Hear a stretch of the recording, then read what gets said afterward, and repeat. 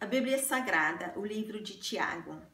Tiago, servo de Deus e do Senhor Jesus Cristo, as 12 tribos dispersas entre as nações. Saudações. Meus irmãos, considerem motivo de grande alegria o fato de passarem por diversas provações, pois vocês sabem que a prova da sua fé produz perseverança. E a perseverança deve ter ação completa, a fim de que vocês sejam maduros e íntegros, sem lhes faltar coisa alguma. Se algum de vocês tem falta de sabedoria, peça a Deus, que a todos dá livremente, de boa vontade, e lhes será concedida. Peça, porém, com fé, sem duvidar, pois aquele que duvida é semelhante à onda do mar, levada e agitada pelo vento. Não pense tal pessoa que receberá coisa alguma do Senhor, pois tem mente dividida e é inestável em tudo o que faz. O irmão de condição humilde deve orgulhar-se quando estiver em elevada posição, e o rico deve orgulhar-se caso passe a viver em condição humilde, porque o rico passará como a flor do campo. Pois o sol se levanta, traz o calor e seca a planta. Cai então a sua flor, e a sua beleza é destruída. Da mesma forma, o rico murchará em meio aos seus afazeres. Feliz é o homem que persevera na provação, porque depois de aprovado, receberá a coroa da vida, que Deus prometeu aos que o amam. Quando alguém for tentado, jamais deverá dizer: estou sendo tentado por Deus, pois Deus não pode ser tentado pelo mal e a ninguém tenta. Cada um, porém, é tentado pelo seu próprio mau desejo, sendo por este arrastado e seduzido. Então, esse desejo, tendo concebido, dá à luz o pecado, e o pecado, após ter se consumado, gera a morte. Meus amados irmãos, não se deixem enganar. Toda boa dádiva e todo dom perfeito vêm do alto, descendo do Pai das luzes, que não muda como sombras inconstantes. Por sua decisão, ele nos gerou pela palavra da verdade, a fim de sermos como que os primeiros frutos de tudo o que ele criou. Meus amados irmãos, tenham isto em mente, sejam todos prontos para ouvir, tardios para falar e tardios para irar-se, pois a ira do homem não produz a justiça de Deus. Portanto, livrem-se de toda a impureza moral e da maldade que prevalece, e aceitem humildemente a palavra implantada em vocês, a qual é poderosa para salvá-los. Sejam praticantes da palavra e não apenas ouvintes, enganando-se a si mesmos. Aquele que ouve a palavra, mas não a põe em prática, é semelhante a um homem que olha sua face no espelho e, depois de olhar para si mesmo, sai e logo esquece da sua aparência. Mas um homem que observa atentamente a lei perfeita, que traz a liberdade, e persevera na prática dessa lei, não esquecendo o que ouviu, mas praticando-o, será feliz naquilo que fizer. Se alguém se considera religioso, mas não refreia a sua língua, engana-se a si mesmo. Sua religião não tem valor algum. A religião de Deus, o nosso Pai, aceita como pura e imaculada é esta: cuidar dos órfãos e das viúvas em suas dificuldades e não se deixar corromper pelo mundo. Capítulo 2. Meus irmãos, como crentes em nosso glorioso Senhor Jesus Cristo, não façam diferença entre as pessoas, tratando-as com parcialidade. Suponham que na reunião de vocês, entre um homem com anel de ouro e roupas finas, e também entre um pobre com roupas velhas e sujas, se vocês derem atenção especial ao homem que está vestido com roupas finas e disserem, aqui está um lugar apropriado para o Senhor, mas disserem ao pobre, você fique em pele, ou sente-se no chão junto ao estrado onde ponho os meus pés. Não estarão fazendo discriminação, fazendo julgamentos com critérios errados? Ouçam, meus amados irmãos, não escolheu Deus os que são pobres aos olhos do mundo para serem ricos em fé e herdarem o reino que ele prometeu aos que o amam? Mas vocês têm desprezado o pobre. Não são os ricos que oprimem vocês? Não são eles os que arrastam para os tribunais? Não são eles que difamam o bom nome que sobre vocês foi invocado? Se vocês de fato obedecerem à lei do reino encontrado na Escritura que diz, ame o seu próximo como a si mesmo, estarão agindo corretamente. Mas se tratarem os outros com parcialidade, estarão cometendo pecado e serão condenados pela lei como transgressores. Pois quem obedece a toda a lei, mas tropeça em apenas um ponto, torna-se culpado de quebrá-la inteiramente. Pois aquele que disse, não adulterarás, também disse, não matarás. Se você não comete adultério, mas comete assassinato, torna-se transgressor da lei. Falem e ajam como quem vai ser julgado pela lei da liberdade, porque será exercido juízo sem misericórdia sobre quem não foi misericordioso. A misericórdia triunfa sobre o juízo. De que adianta, meus irmãos, alguém dizer que tem fé se não tem obras? Acaso a fé pode salvá-lo? Se um irmão ou irmã estiver necessitando de roupas e do alimento de cada dia, e um de vocês lhes disser, vá em paz, aquece-se, alimente-se até satisfazer-se, sem porém lhe dar nada, de que adianta isso? Assim também a fé por si só, se não for acompanhada de obras, está morta. Mas alguém dirá, você tem fé e eu tenho obras. Mostra-me a sua fé sem obras e eu lhe mostrarei a minha fé pelas obras. Você crê que existe um só Deus? Muito bem. Até mesmo os demônios creem e tremem. Insensato! Quer certificar-se de que a fé sem obras é inútil? Não foi Abraão, nosso antepassado, justificado por obras, quando ofereceu seu filho Isaque sobre o altar? Você pode ver que tanto a fé como as obras estavam atuando juntas. E a fé foi aperfeiçoada pelas obras. Cumpriu-se assim a escritura que diz, Abraão creu em Deus, e isso lhe foi acreditado como justiça. E ele foi chamado o amigo de Deus. Vejam que uma pessoa é justificada por obras e não apenas pela fé. Caso semelhante é do Raabe, a prostituta. Não foi ela justificada pelas obras quando acolheu os espias, que os fez sair por outro caminho? Assim como o corpo sem espírito está morto, também a fé sem obras está morta. Capítulo 3. Meus irmãos, não sejam muitos de vocês mestres, pois vocês sabem que nós, os que ensinamos, seremos julgados com maior rigor. Todos tropeçamos de muitas maneiras. Se alguém não tropeça no falar, tal homem é perfeito, sendo também capaz de dominar todo o seu corpo. Quando colocamos freios na boca dos cavalos para que eles nos obedeçam, podemos controlar o animal todo.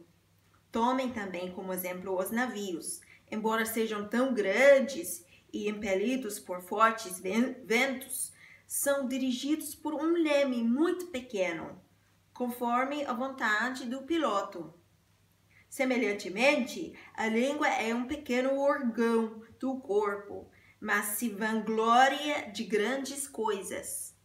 Vejam como um grande bosque é incendiado por uma simples fagulha.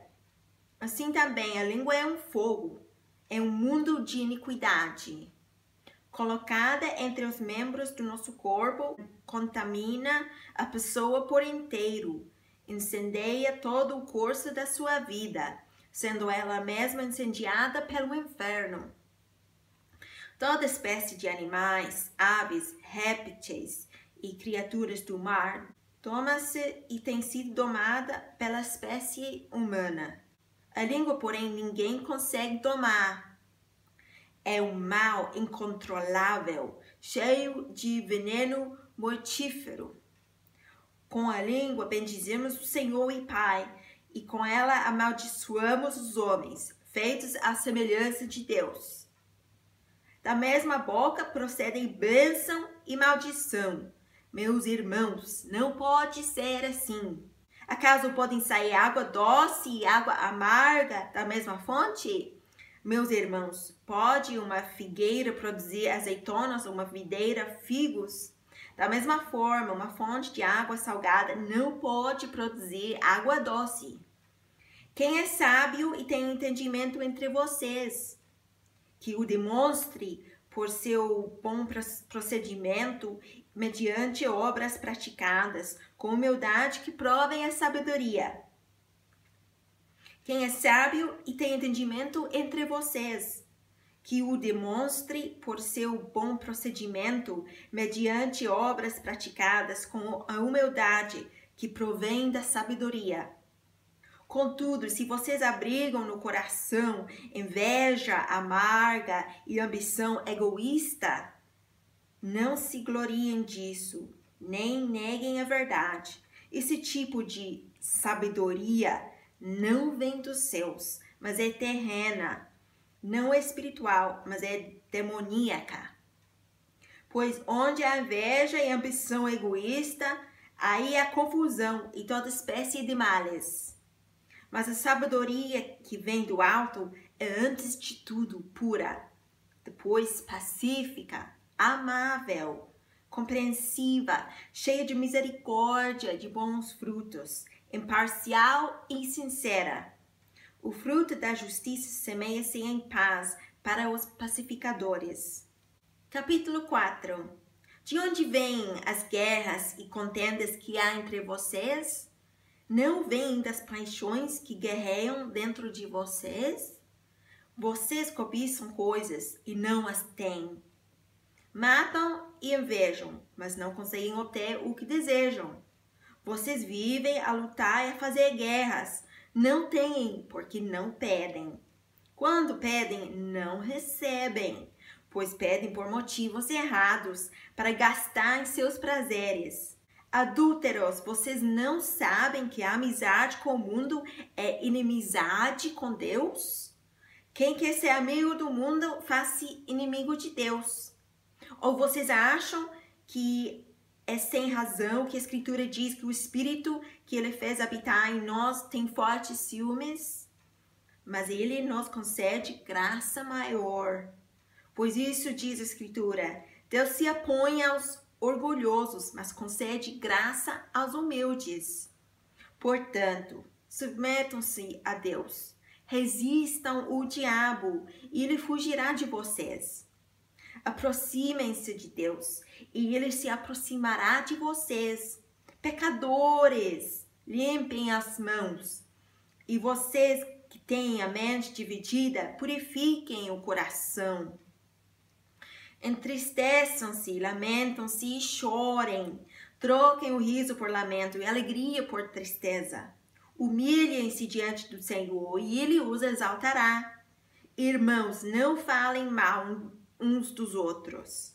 Quem fala contra o seu irmão ou julga o seu irmão, fala contra a lei e a julga. Quando você julga a lei, não a está cumprindo, mas está se colocando como juiz. Há apenas um legislador e juiz, aquele que pode salvar e destruir. Mas quem é você para julgar o seu próximo? Ouçam agora vocês que dizem: hoje ou amanhã iremos para esta ou aquela cidade, Passaremos um ano ali, faremos negócios e ganharemos dinheiro. Vocês nem sabem o que lhes acontecerá amanhã, que é a sua vida. Vocês são como a neblina que aparece por um pouco de tempo e depois se dissipa. Ao invés disso, deveriam dizer: se o Senhor quiser, viveremos e faremos isto ou aquilo. Agora, porém, vocês se vangloriam das suas pretensões. Toda vanglória como essa é maligna. Pensem nisso, pois. Quem sabe que deve fazer o bem e não o faz, comete pecado. Capítulo 5. Ouçam agora vocês, ricos. Chorem e lamentem-se, tendo em vista a desgraça que lhes sobrevirá. A riqueza de vocês apodreceu, e as traças corroerão as suas roupas. O ouro e a prata de vocês enferrujarão, e a ferrugem deles testemunhará contra vocês, e como fogo lhes devorará a carne. Vocês acumularam bens nestes últimos dias. Vejam, o salário dos trabalhadores que cefeiam os seus campos e que vocês retiveram com fraude está clamando contra vocês. O lamento dos ceifeiros chegou aos ouvidos do Senhor dos Exércitos. Vocês viveram luxuosamente na terra, desfrutando prazeres, e fartaram-se de comida em dia de abate. Vocês têm condenado e matado o justo, sem que ele ofereça resistência. Portanto, irmãos, sejam pacientes até a vinda do Senhor. Vejam como o agricultor aguarda que a terra produza a preciosa colheita e como espera com paciência até virem as chuvas do outono e da primavera. Sejam também pacientes e fortaleçam seu coração, pois a vinda do Senhor está próxima. Irmãos, não se queixam uns dos outros, para que não sejam julgados. O juiz está às portas.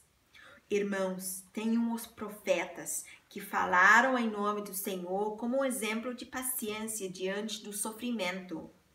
Como vocês sabem, nós consideramos felizes aqueles que mostraram perseverança. Vocês ouviram falar sobre a perseverança de Jó e viram o fim que o Senhor lhe proporcionou. O Senhor é cheio de compaixão e misericórdia.